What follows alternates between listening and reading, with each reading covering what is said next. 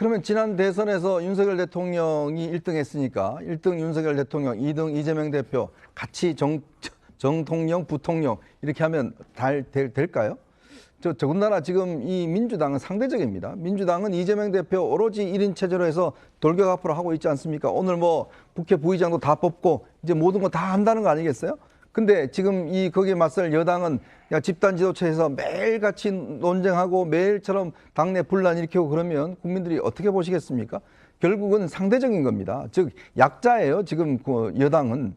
그렇다면 여당은 더 똘똘 뭉쳐서 지금 일사불란하게 움직여야 되는데 그게 아니라 한동훈이 오니까 권력을 좀 힘을 빼야 되니까 어쨌건 좀 줄이자라고 이야기를 하고 있는데 저는 지금 한동훈 전 위원장의 어떤 등판 문제가 단지 이렇게 주변에서 자꾸 이제 부추기는 그런 측면 뭐도 일부 있겠지만 가장 근본적으로는 지금 사실은 이 여당이 윤석열 정부가 엄청난 위기에 있습니다.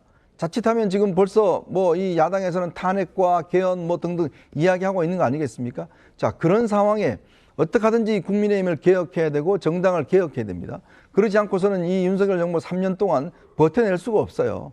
자, 그런 관점에서 한동훈 전 위원장의 고민이 깊어지는 겁니다. 네. 즉 야당에서 어떤 면에서 국민적 흥행, 국민적 지지 이런 것들을 가질 수 있는 사람이 지금 한 위원장뿐인데 그러면 내가 나서서 과연 이 윤석열 정부를 어떻게 뒷받침해야 되는데 과연 그렇게 할 것인지 개인적으로 보면 윤 대통령이 별로 좋아하지 않는 것 같으니까 뒤로 빠질 것인지 빠지면 그럼 당은 어떻게 되겠어요?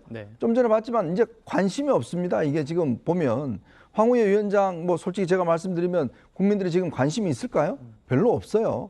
그러니까 야당은 지금 저렇게 이재명 대표, 조국 대표 지금 뭐 일사불란하게 돌격 앞으로 하고 있는 상황 아니겠습니까? 그런 데 대한 이제 어떤 고민과 윤석열 정부를 어떻게 하든지 3년 동안 성과를 내게 만들어야겠다는 그런 고민 속에서 본인의 어떤 거친 문제를 고민하는 것이지 제가 볼 때는 뭐 주변에서 자꾸 부추기고 한다고 해서 그것 때문에 나온다. 저는 그렇게는 보지 않습니다. 좀 더 큰 차원이라고 보고 지구당 부활 문제도 마찬가지입니다. 그런 정당을 개혁하겠다는 차원에서 어떤 본인이 비전을 이야기를 한 것인데 여전히 뭐 지금 용산과 일부 친윤들은 계속 안 나오기를 바라고 있는 것 같습니다만은 그러면 대안이 있나요? 그럼 대안을 한번 내보시고 그러면 이렇게 하면 좋겠다. 대안이 황우여 위원장인가요? 저는 그 대안이 되지 않는다는 생각이 드는데 마땅하게 그럼 한동훈 위원장을 제치고 뭔가 당을 혁신할 수 있는 뭐 대안을 낸다 그러면 그거야 아마 설득력이 있겠죠. 그렇지만 저는 그 대안이 현재로서는 보이지 않는 것 같습니다.